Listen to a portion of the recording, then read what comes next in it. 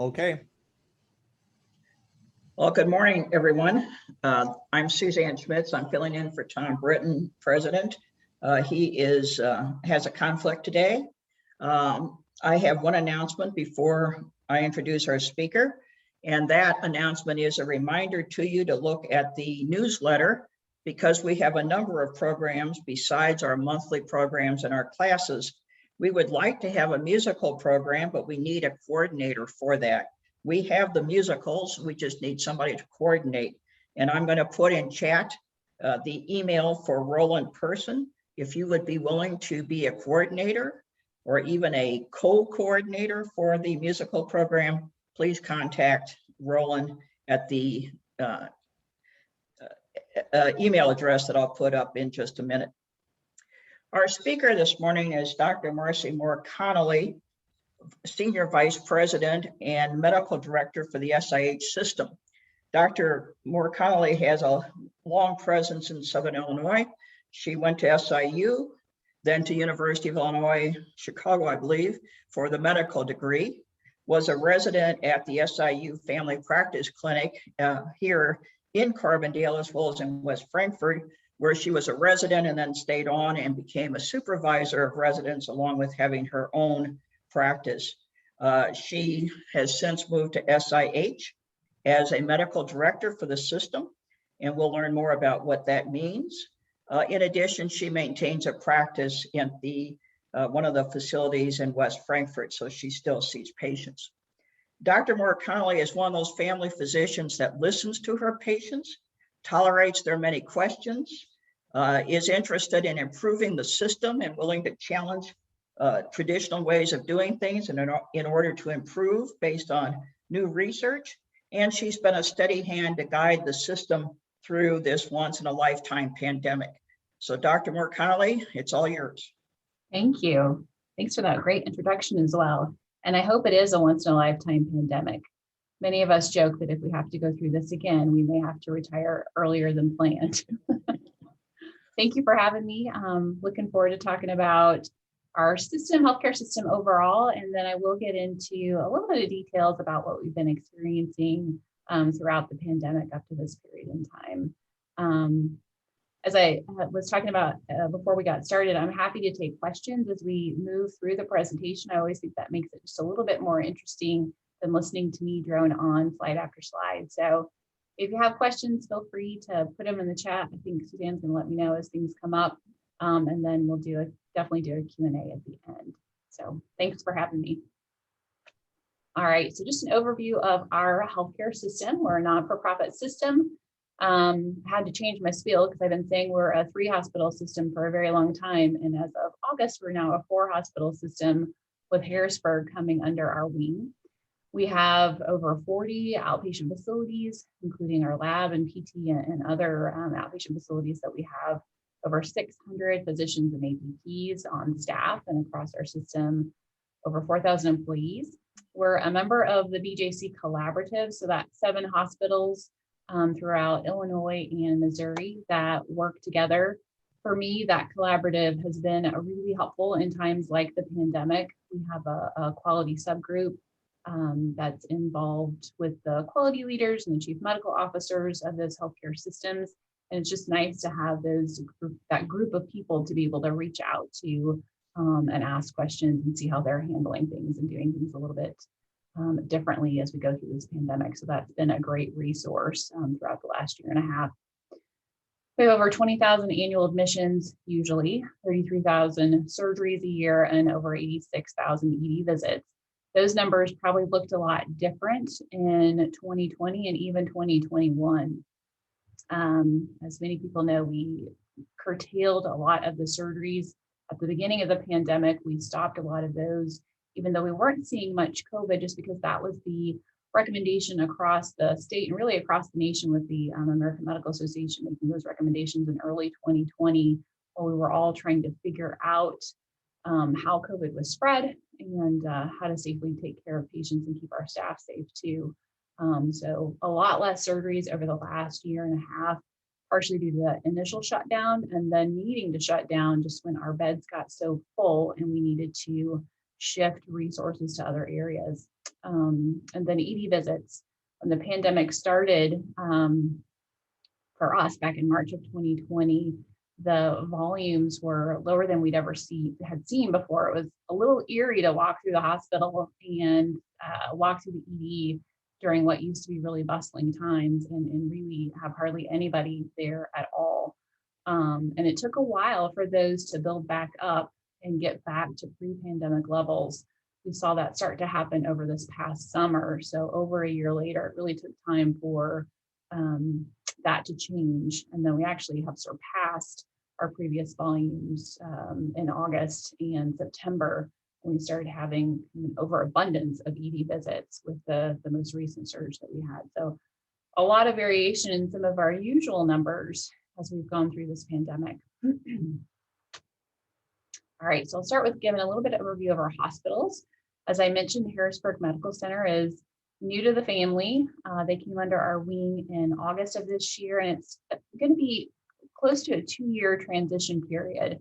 And part of that is just bringing the IT systems over to what SIH uses, both under the human resource side, employee side. Ooh, everything went black on my screen.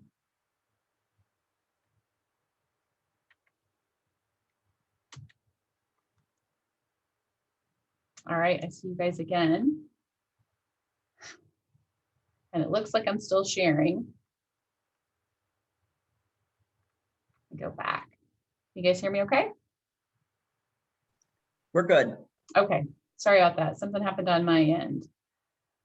Back one more slide there. So Harrisburg Medical Center is going to be probably about a 2-year transition.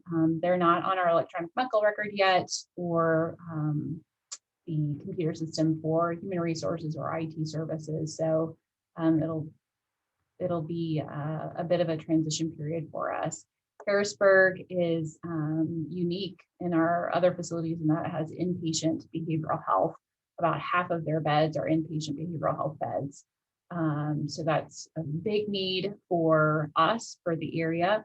And so have really enjoyed learning more about that. Dr. Qureshi, who's been in the area as long as I have, he moved to a system director role for behavioral health and helping us expand how we provide care at our clinic sites across our service area, as well as working with him on the inpatient unit at Harrisburg. It's been a long time position on that inpatient unit. And so he really excited to have him helping us lead how we expand behavioral health services. We know that's a big need across the area. And we have 3 additional psychiatrists that joined this year. So it really is just perfect timing for that. Heron Hospital, 114 beds. We have our inpatient rehab unit there. We tend to do a lot of our outpatient ortho surgeries and inpatient ortho surgeries over there. Bariatric surgeries exclusively over at Heron Hospital with the bariatric surgeons just across the parking lot in their office. And then we have a wound center at Heron as well. Our Heron inpatient population is a little bit different. As many of you likely know, Heron Hospital, within Heron community, there's a lot of skilled nursing facilities. So that tends to be a lot of the inpatient population at Heron Hospital. Memorial Hospital of Carbondale is our largest facility at about 162 beds. We're a level 2 trauma there that we started doing a couple of years ago. We do OB at Memorial. We have our neonatal intensive care unit, oncology. Our neuroscience team is based out of there. So we do neurosurgery as well as have our 3 neurocritical care physicians, cardiothoracic surgery, as well as our cath lab. The residency also is just across the parking lot in their new building, or newer building. And the residents practice, do their hospital rotations there at Memorial. St. Joe's, our critical access hospital with 25 beds. We have a sleep center that's in there at St. Joe, as well as infusion, wound center, and then they revamped their endoscopy center a few years ago. So much more convenient for people to drive in, drop off, and pick up as they have those procedures done there. So that's the inpatient side. The outpatient side of our healthcare system is the medical group. We have over 30 locations across our 7 counties, 300 physicians and advanced practice providers. So that's nurse practitioners, physician assistants, and CRNAs are also part of the EPP group. We have about 40 plus specialties, and I think we're now close to 800 employees on the medical group side. We have a number of clinics. Our 3 biggest clinics are the Center for Medical Arts, which is beyond primary care. They're a multi-specialty clinic. We have prompt care that's there as well as the surgery center.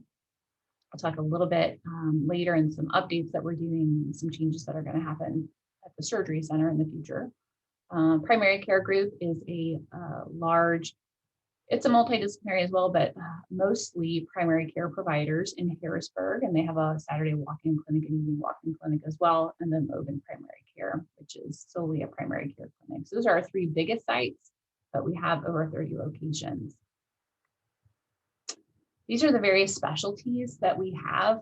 We just had a board retreat a couple of weeks ago, and some of the board members were talking about, we feel like the community doesn't realize the depth and the breadth of the subspecialties that are in the area.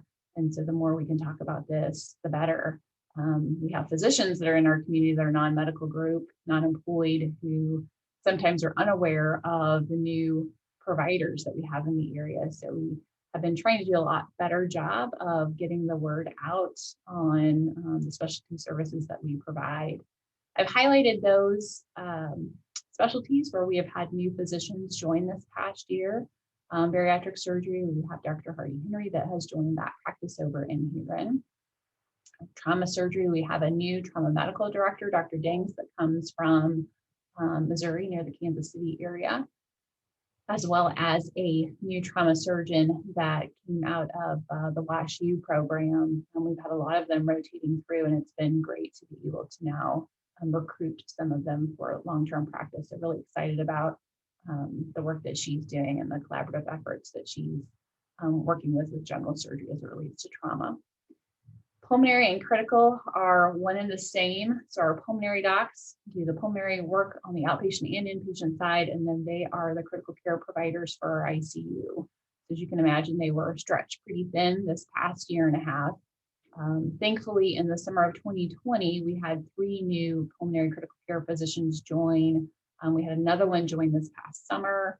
We have one more starting in the summer of 22, and we're recruiting to 8 pulmonary critical care doctors to make sure that we have enough to provide coverage for our ICUs at Memorial and Huron, in addition to provide the services on the ambulatory side.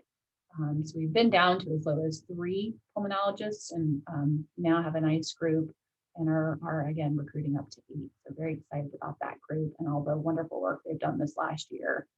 They've been a really collaborative, hit the ground running and working well with the rest of the team. So it's been great to see. GI, Dr. Martinez, some may know her from being here in the past. She started back with us in September. So that's been great to have her back in town and providing GI services. We really got behind on endoscopies throughout the pandemic when things shut down in early 2020. And then the slow up ramp to being able to do some of those procedures has really caused quite a backlog. So we are working through that, trying to get patients their screening colonoscopies, their diagnostic colonoscopies, and bringing in some additional GI physicians and continue to recruit to that area. We have one that we just interviewed recently, hopeful for her to come. Her husband is one of the pulmonary critical care docs that's also interviewing with us. So it's great when we get couples that come together to the region. Psychiatry, as I mentioned, we had 3 new psychiatrists join this past year. And we had one additional one that's interviewed. We're starting to recruit now on the inpatient side for Harrisburg to be able to expand those services. And our newest candidate as a local candidate that's actually from Marion and maybe coming back to town. Love it when people are local and more likely to kind of stay around a little bit longer. That's always great. We have our first dermatologist, Dr. Lewis, that started this past summer. He joined the group of the Plastic Surgery Center that's over on Giant City. That expansion was pretty impressive. That happened over the summer in preparation for him coming.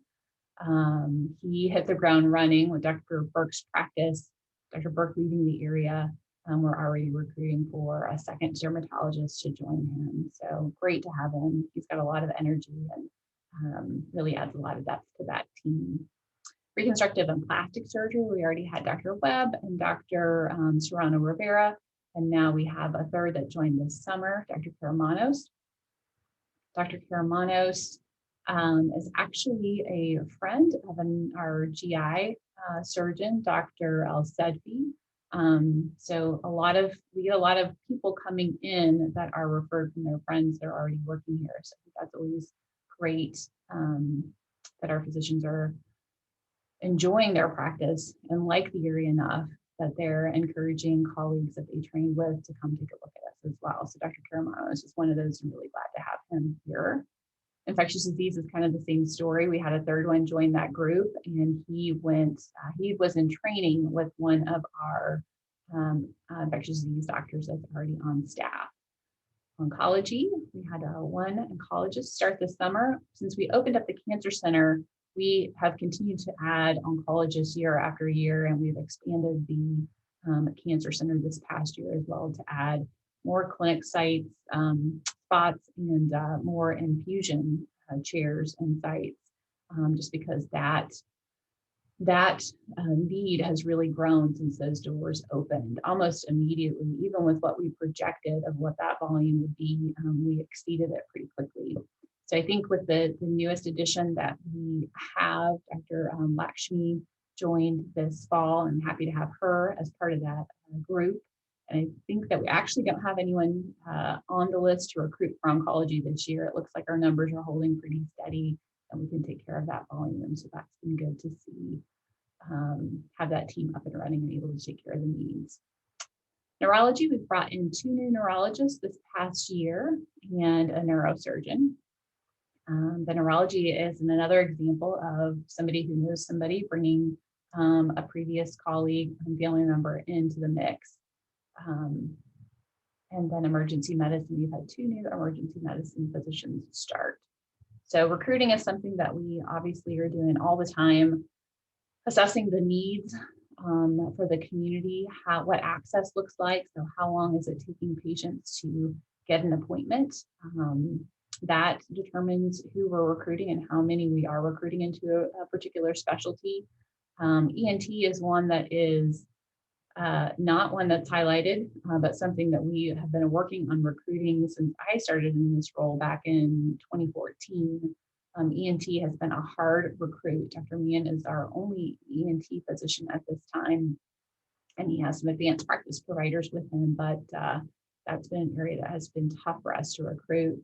We are currently working with the SIU in Springfield with their ENT residency program to look at how we could potentially partner with them and start a clinic down here that would help to expand ENT services.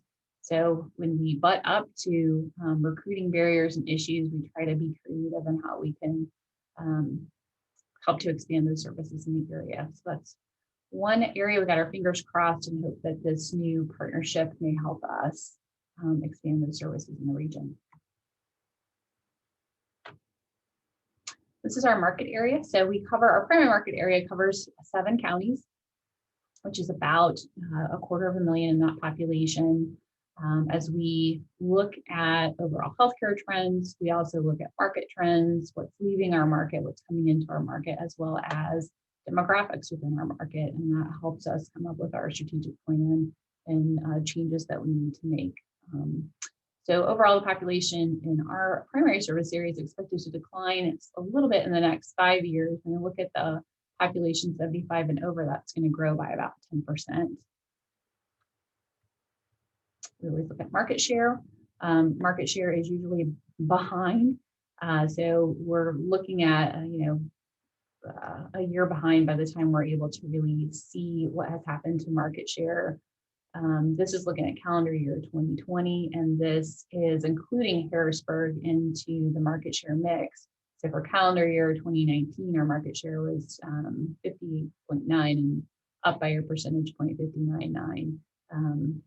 And it's small differences that can make a big change for us. So we like to see it go in that direction. there's another slide in there. It looks like it's not there anymore, but it's showing it what our market share has done over the last 5 years. And it's grown by over 5% over the last 5 years. So each year, kind of up and down those first few years, but the last few years, even not including Harrisburg, our market share has continued to increase. So future projects, we do a 10-year construction plan, knowing that it's going to change, but trying to think far ahead so that we aren't too small in how we are making plans for the future. So we know that by the time 10 years gets around, we'll probably have made a lot of different decisions, but we're trying to think as far ahead as we can as we think about areas, particularly within our hospitals, that need expanded, because all of those, as you can imagine, just like remodeling in your home, have repercussions should you want to remodel another area a few years later. And so we try to think ahead as much as we can, but obviously impossible to predict changes that are going to happen in healthcare over a 10-year period of time. So Harrisburg, we have a grant opportunity that's going to help us, if we get the grant, expand our behavioral health unit by a number of beds. So we're currently in the process of looking at that. I believe it's an expansion potentially of 6 to 8 beds on the behavioral health side, which may not sound like a lot. I talked about this at an ED provider meeting and there were cheers. So 6 to 8 beds makes a big difference. We have a lot of patients that hold in our ED or on our inpatient side that we've been monitoring that have mental health needs, that really need inpatient mental health care, and we can't get them out to any facility. So it really is a struggle for those patients, for their families, to get them the definitive care that they need. So an expansion by just a small number of beds can make a big difference. So we're working on that grant and hoping that that's able to move forward. Heron Hospital on the docket is expanding their pharmacy and lab, which those departments are really happy to hear about. They are tiny and on top of themselves. Radiology is a renovation project. I feel like we're always doing something with radiology. We keep thinking utilization of CT and MRI is going to go down over time, but it just doesn't seem to. So we just are in the process of adding a third CT scan at Heron and just onboarded a new MRI at Heron as well. Due to some significant wait times that we've had in getting patients in for those studies. We try to be as creative as we can as far as when can we schedule people and what time slots can be open and staffing and everything else to make sure that we're fully utilizing the machines that we have, but continue to need to bring on new equipment to be able to meet the needs in the community. Also had some staffing issues on the radiology side that have resulted in some delays in getting people scheduled. So that's something that we really feel like we're constantly working through, how to improve access to timely imaging studies for patients. Memorial Hospital Carbondale on their docket is expanding the emergency department. It will have an observation unit, so patients that are going to be short stay patients will be there. And it's not really going to expand the total number of ED rooms, but it will expand the size of those ED rooms. So with being a level 2 trauma center, they feel a little on top of themselves at times in some of the rooms with the number of people that they need in there and the equipment that they need in there. So it's primarily just updating the area, expanding the rooms, and then adding that observation unit. Looking at an addition of another bed tower. This will be across from Regions Bank on that corner of 13, I think it's Poplar. I'm trying to think where that crossroads is. It's right there. That bed tower will be a 4-floor tower. This is going to help us expand our food nutrition services, as well as add some additional ICU beds, which I think you've all heard about how tight ICU beds are as it relates to COVID. But truly, ICU beds are always a hot commodity. And frequently when we are unable to accept transfers even outside of the time of COVID, it's because they need a higher level of care, they need an ICU bed, and we don't have an ICU bed to be able to put that patient in. So expanding our ICU capabilities, especially with our level 2 trauma designation, just helps us better take care of patients coming into our front door at Memorial, and then helping us keep people in the region that are trying to transfer in from some of the smaller hospitals and need that care. Other changes are going to happen in our OB unit on the mother baby side. So after delivery, Those are a lot of old rooms that are shared rooms, which, as you can imagine, is not an ideal environment for a new family as they welcome a new baby into their life. So this will allow us to have all private rooms in that area. Also, when Heartland shut down doing OB, that tipped our numbers up on our annual deliveries. So we need some extra space on the delivery rooms as well. So that bed expansions can help us, bed tower expansions can help us do all of that. And then a renovation for our cath lab. Doctor, could you move a little closer to the mic? Your voice is dropping just occasionally. Yep. Thank you. Let's see. So St. Joe will be replacing their pharmacy compared to Heron. Heron Pharmacy looks enormous compared to what St. Joseph is working out of. We do a lot of, we now do prescriptions for our employees internally as well, for those that are insured under SIH. And so St. Joe does a majority of that work. So being able to expand that area is going to be really helpful for them. They also do infusions, the non-cancer, non-oncology type medication infusions, and they have needed a bed expansion and room expansion for a while. So we'll be renovating and expanding those areas. On the ambulatory side, as I had mentioned earlier, we currently have our physician surgery center at Center for Medical Arts. And it's a need, it's nice to be able for patients and for the surgeons to be able to do the more minor, simpler same-day surgeries off-site. Easier for patients to get in and out of, and easier actually for the physicians to get in and out of too, to be able to provide those surgeries there. It is in need of update. And so we have been talking about, do we update the surgery center where it stands, or do we build a new center? And so we're looking at a facility that would be close to the Memorial campus that would be able to provide a physician surgery center as well as some additional imaging. And then the neuroscience team would move there as well. So we've been looking through some of those plans and options. The neuroscience team now, so that's the neurologists, the neurosurgeons, the interventional pain providers, and the therapist team. They now are in the professional building, which is right next to Memorial Hospital, connected by that breezeway. They have been on the first floor of the professional building, and they continue to take additional floors. So right now we have them sprinkled across the professional building on various floors, and it's certainly not ideal for that team and not ideal for that patient population either, to try to get into the facility and then to have those services spread throughout the professional building in different spots. So having this larger center with its own parking area, I think would be easier for those patients to get in and out of, and helps to centralize those services better than how they're currently centralized. So those are some of the projects that we have been talking about and planning on over the last year or two. Now I'm going to move to COVID-19 updates. So Suzanne, if there's any questions that people want to ask or have put in the chat about overall SIH services, I'm happy to answer them now, or I can answer them at the end. Nothing has come in yet. Okay. All right, so COVID-19 has been quite the year and a half since all this started. As I'm sure we all remember that week of spring break back in 2020 when everything shut down.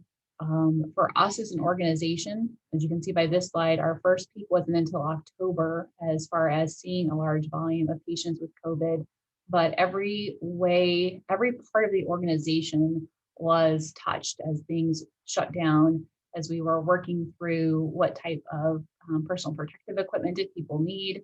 As I mentioned, that was the end of spring break, so we had lots of employees coming back from travel. You know, what was the best way to make sure that we were bringing people back safely into patient care areas, and that we weren't potentially exposing other employees or patients to them. How we took care of patients in the ED, how we took care of patients on the clinic side, shutting down surgeries, expanding telehealth. That had been part of our plan for 2020.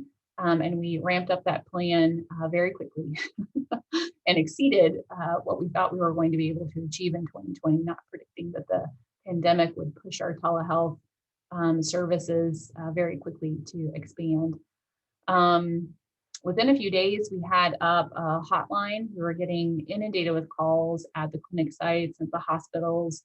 Lots of patients who weren't needing emergency services were coming into the ED, and there was real concern on the ED staff side about that. And so we were able to set up the drive-through testing within a few days. We set up the hotline within about 48 hours. I'm not saying that it looked pretty right when it started, but people were able to really rise to the occasion and hear the need and make it happen. And that's what they did, and then improved on it throughout the last 18 months. Um, each part of this pandemic has just had different challenges to it. So we didn't have many patients that we were taking care of. As I mentioned, our EDs and hospitals really had very low volumes in March and April and May of 2020, but every policy protocol, everything got turned on its head. There were days that we were making between 50 and 100 decisions a day, and very quickly, as best as we could, based on varying information, changing information, and lots of challenges. So I'll go through some of the data that helps kind of show what we've all experienced in the region. So this is looking at a rolling calendar over the last 12 months, and it's broken down by week. And this is total testing. So the light blue lines are those who got tested through our facilities, a majority of those through the drive-through sites over the last year.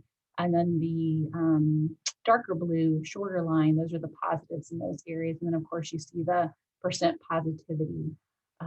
So we started to see those numbers in the region go up in early October, and that expanded through late December. We started to see numbers come down right after Christmas and then come down pretty quickly. We reached a peak during that period of time of a positivity rate of 18% with what we were testing. And at one point, over 5,000 people that we were testing in a week for COVID. So some really high numbers. Very quiet for a extended period of time. And then right after the 4th of July, things started to ramp up for us, and they ramped up really very quickly with the Delta variant and people kind of getting back to their normal lives, less social distancing, less masking, all of those things together really resulted in and low vaccination rates in Region 5 resulted in the rise in the positivity rates that we saw over July, August, and September. We reached our highest peak there at about 17% of our positivity rate, and thankfully have seen the numbers come down. We are right around 5% on the testing that we're seeing come through our system. And then for Region 5, we're under 4% this week, which is really great. So this is the number of positives that are coming through those drive-through sites, and we're breaking it down. We've been breaking it down since that first week in August of those who are testing positive out in the community, what percent were not vaccinated versus fully vaccinated. So fully vaccinated, meaning they've gotten their 2 mRNA shots and they're 2 weeks after, or they've gotten their 1 J&J shot and they're 2 weeks after that. And what we're seeing is just what everyone else is seeing nationally, is that we've been running about 80% or so of those that are positive are in patients who are not fully vaccinated. So this is something that we really wanted to get out in the community. There was a lot of, and just wanted to know internally, what are we seeing? Everybody sees the national data, but it's always great to look at your own data, validate it. Is it going along with what we're seeing across the rest of the US, and getting that communicated out to everyone. Here's our admissions by month, and this is broken down into community residents versus those who are in a congregant living setting. So primarily skilled nursing facilities and nursing homes. In that first peak that we saw in the winter and fall of 2020, we saw a lot of people coming from the nursing homes, and the nursing homes did a great job in all the residents getting fully vaccinated. Still some challenges with the staff getting vaccinated, but high vaccination rates in the residents there, and really trying to protect those residents. Lots of very sad stories with the nursing home population, and just so isolated during this period of time. with lack of visitation and group activities, definitely not ideal for that patient population. So like I said, thankfully, a majority of the nursing homes had a very high rate of vaccination uptake in their residents, and we've just not seen a lot of them come in over this second peak that we saw late in the summer and early fall, and not seeing as high of a peak as we saw in the fall and winter of 2020. The other thing that's not really shown on any of these slides is the numbers were lower, but the length of stays this time around were a lot higher. This is the age difference. So you can't see the dates at the bottom, but you can infer it's the same peaks that are at these two.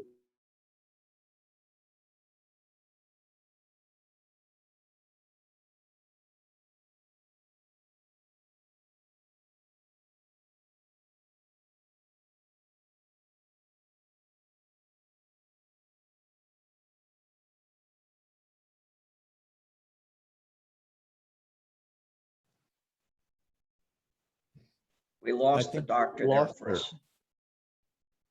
We'll see what we can do to get her back. Am I back? Oh, you're back. Okay. I even lost my presentation that time. Like it's not even on my screen now. So, or in a window anywhere.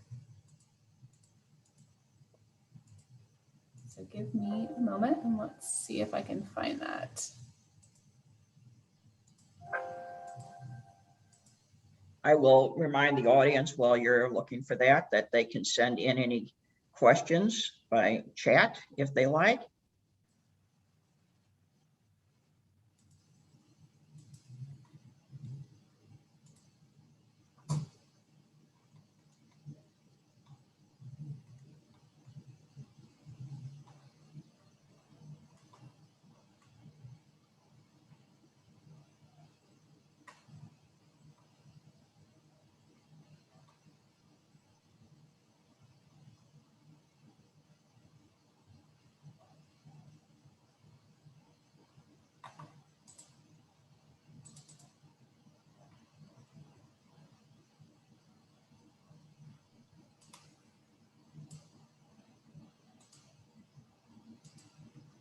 Almost there. Not sure what happened.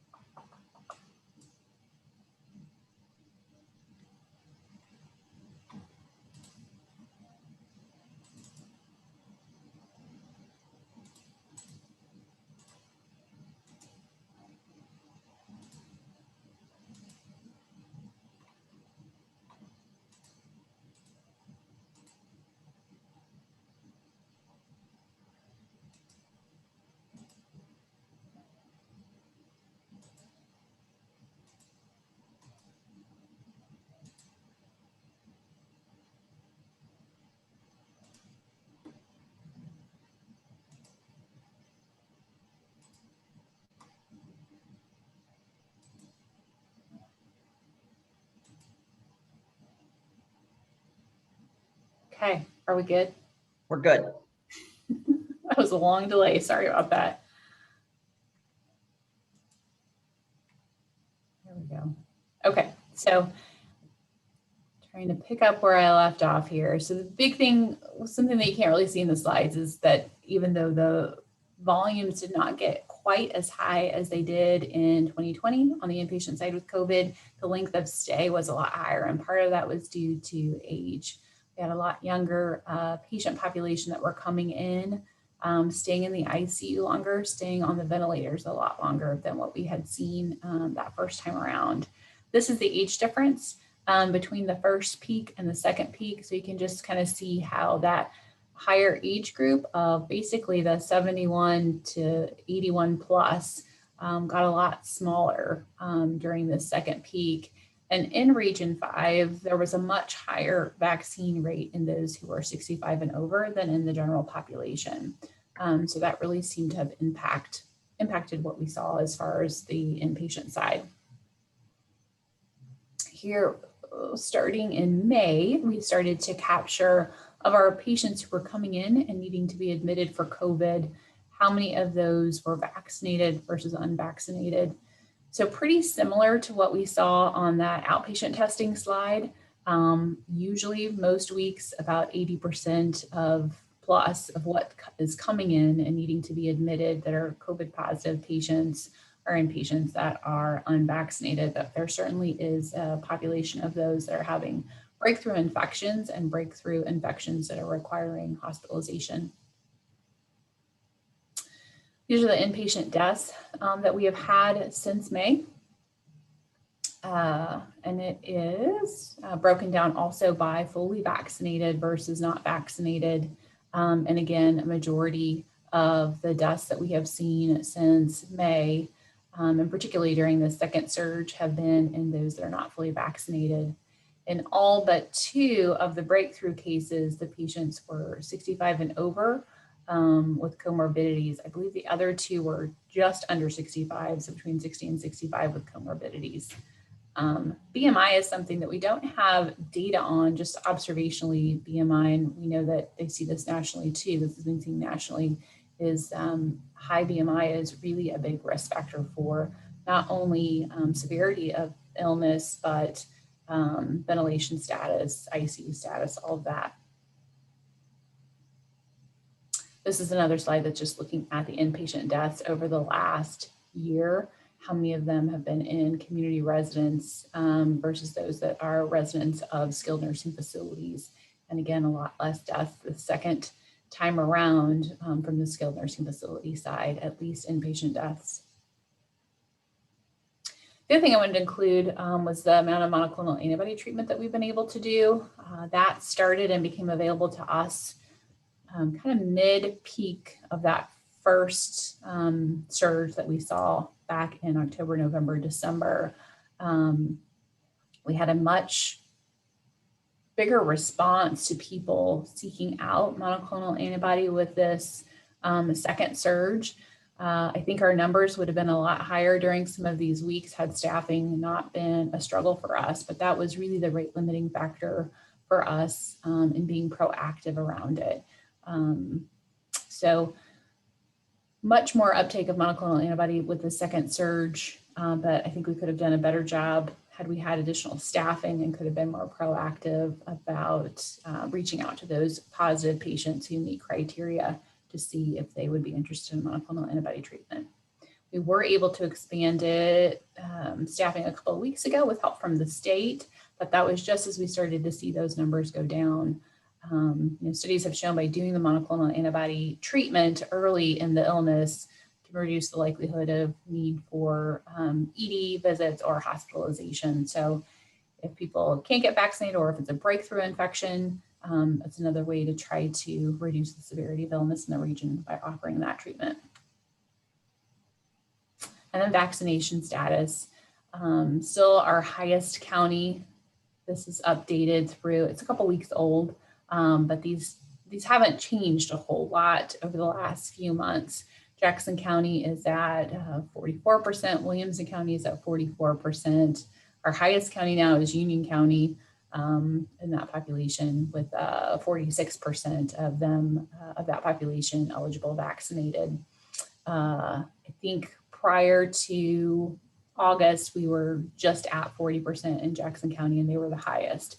So we've seen a little bit of movement and a little bit more uptake of the vaccine throughout the second peak, but not nearly what we'd like to see. Region 5 in the state is still the lowest, has the lowest vaccination rates across the state. So that has been a challenge for us. And those are all the slides I have related to the organization and to our experience with COVID. I'm happy to take any questions. Doctor, before I ask the audience, I'm going to ask Dr. Mary Pullman. To the audience, let me say that Dr. Mary Pullman is a retired physician. We asked her to prepare a couple questions. So Mary, I'm going to suggest you take your 3 top questions one at a time and present to Dr. Moore Connolly. We may not have time for more than 3. Sure. But if I did see one question on the chat that came up during our pause that I think is appropriate. The use of letters is often confusing, but our question was, could you expand a little more on the BJC collaborative?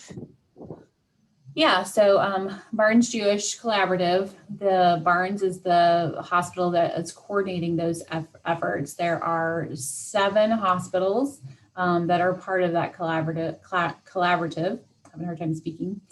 Cox and St. Luke's in Missouri, as well as BJC are in that collaborative on the Missouri side. And then in Illinois, there is Blessing, that's in Quincy, Sarah Bush, Springfield, and then SIH. We have a number of various groups that meet as part of that collaborative. Part of it is in, as I mentioned, around quality care, but we have a legal team that meets and has a roundtable on a regular basis, an IT team that meets, and a purchasing team that meets as well as several others. It's been a great resource. So we just, it's kind of what it says as far as collaboration. So there's no formal relationship as far as requiring our transfers to go to Barnes or requiring our transfers to go to one of the Illinois hospitals that are in the collaborative. It's not that kind of an agreement. And for my experience, it has really been more of information sharing and collaborating on how we can improve quality of care throughout the various organizations, learning from the other organizations. What are they doing that we're thinking about doing? What are we doing that they've thought about doing? And would like a little more information on it. So that's a little bit about the collaborative. Thank you.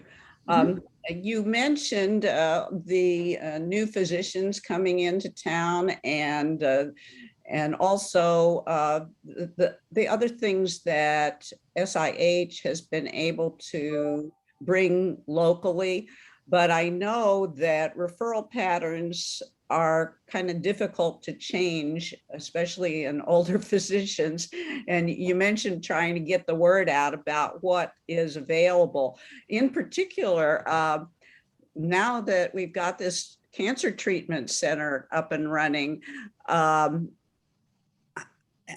what extent can we take care of cancer patients locally? And when would we need to send them elsewhere? Yeah, it's pretty broad, the services that we can provide. I don't know how much detail I can get into. I think it's a case by case thing, but there is very little that we need to or have to send out that we can't take care of at the cancer center. Sometimes there are specialty surgical services, so certain types of gynecological cancers that we don't have the surgical subspecialties to do that treatment here, at least as far as the surgical treatment goes, but we can do the chemotherapy or the radiation that patient might need. And so sometimes what happens is they get part of their care if there's a surgical service that we can't provide at a different center, but then connect back with us to get that chemotherapy or radiation therapy, and usually have their primary oncologist at the cancer center that is then collaborating and working with those subspecialties that we don't provide services of. And really that's the top one that comes to mind, is that gynecological subspecialty, but certainly there are others. And sometimes people want second opinions. We help facilitate those with Siteman. That's been a great relationship as far as the BJC collaborative in trying to improve those conversations and build trust too. You know, I think that it goes both ways. There's sometimes, we want to make sure that our patients are coming back to the region to get their care, and providers want to keep their patients. And so building trust between our healthcare system and particularly Siteman and BJC healthcare system has been important, just to build that trust, that level of communication, that everybody's on the same team and trying to provide the best care for the patients that we can. We also collaborate on being aware of what studies are offered. So if patients want to be enrolled in a study as it relates to cancer care, we offer some of those. If we don't, we know some opportunities that exist within Siteman to be able to offer that to patients that are interested. So I think the biggest thing is just knowing what services are available at BJC, being on the same page, having that communication and being able to connect those services, but continue to coordinate care so that things don't fall between the cracks and everybody's on the same page for that patient. I see a couple other questions on the chat. Why are the vaccination rates still so low in Jackson County and Southern Illinois? I wish I knew the answer to that question and how to turn it around. As I'm sure everybody on this WebEx knows, that SIH required the vaccine for our employees before any other requirements or mandates were discussed across the state. Either state or federal guidelines were discussed. And so there's been a lot of discussion around vaccine and vaccine misinformation. We worked through a lot of that internally with our folks and trying to answer questions. The biggest piece is misinformation and how deeply people believe in some of the misinformation, disinformation that is out there. And so what we tried to do, we had a group of physicians that got together. We had employees submit questions. We had well over 100 questions, but they would fall into certain buckets. And so then I asked a group of about 5 physicians of different specialties that provide care in different areas in our service, different locations in our service area, to be involved in some videos. And so they put together videos answering those employee questions and trying to get around the misinformation that's out there. But I think that's been the biggest battle, is the misinformation. I have found that the weekly newsletters that I've been getting from SIH have been very helpful. And of course, many of the slides that you showed are things that I have seen through the newsletters updated every week. And if people don't know, that they can ask anyone can ask SIH to send that newsletter to them by email. The last question I have, I was going to ask last year when we originally had you scheduled. I wanted to know about our level 2 trauma center designation, and could you explain how that benefits our community, and is it worth the additional expense of maintaining this designation? Yeah, it's definitely worth the additional expense. I don't have specific numbers to share, but starting a couple of years ago, we became designated as a level 2 trauma center. We're the only trauma center south of Springfield and south of Carle Hospital. It's a level 1 trauma in Champaign. When a trauma occurs, really that first hour of treatment, assessment and treatment and management is the most important hour. And patients who are not treated quickly, obviously, are going to have a much higher mortality rate and much more likelihood that they're not going to make it to the other side of that trauma. And for us in the region, helicoptering people out to an appropriate level of trauma when we didn't have a trauma center was at least a 40-minute helicopter ride. And that, there's still the time into the ambulance getting that patient, getting things coordinated, getting them to a facility that can take care of them and getting them assessed. So they were awfully well in past that first golden hour before they were even entering a healthcare system. And that just decreases the likelihood that that's going to be a good outcome for that patient. So by offering this service in the area, we're able to better take care of our community. And I had joked when I started, we were talking about a trauma center, and that was maybe not right when I started, but pretty close, 2014, 2015. And one of the other leaders that I was working with, it was on our 18-month plan, and it kept being an 18-month plan every year. So we have an ongoing joke around that, because it took a lot of time and a lot of work to put it together and to get the physicians that we needed together to be able to offer that service. There are a lot of boxes that you have to check and services that you're able to provide to be able to be designated as a level 2 trauma center. And of course, a big piece of that was the trauma medical director and the trauma surgeons, board certified ED physicians, and making sure those were all at Memorial, specialty services, and then agreements for transferring patients for specialty services that we aren't able to offer. So a lot of moving parts, a lot of pieces that had to come into place to be able to offer that service, but it was the right thing to do. Good. Well, I do see that there are two questions that are more COVID-19 related. I guess that is what we have on our mind, and you wouldn't mind answering this question. Have any patients asked for ivermectin? And if so, what has been SIH's response? And another said a friend in Nashville was treated with ivermectin and hydroquinone. Yeah, we had, and I don't know the number of patients, but I've had lots of conversations and verbally and email conversations with our critical care team that are frequently struggling with patient and family requests on the inpatient side, and not just around ivermectin, but around other non-approved treatments for COVID. And some of them have been, it's just kind of mind-boggling to me, but and have been recommended to them by someone that they trust in the community. So that's really been a struggle, as you can imagine, for that team as they are trying to provide the best care for their patients at that period in time, and are wanting to provide what's FDA approved or under the emergency use authorization approval, and have patients and family ask for treatment that go beyond that we couldn't give, and that the team doesn't really support giving at this point in time. So that's been the struggle. We follow prescribing only either FDA approved or those that are approved under emergency use authorization by the FDA, only providing those treatments to patients while they're in our facilities. Thank you so much. This has been very enlightening.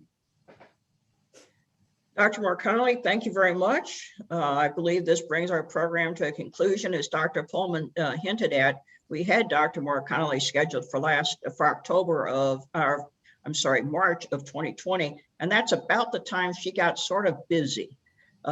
So we were glad that things have calmed down and she was willing to come back.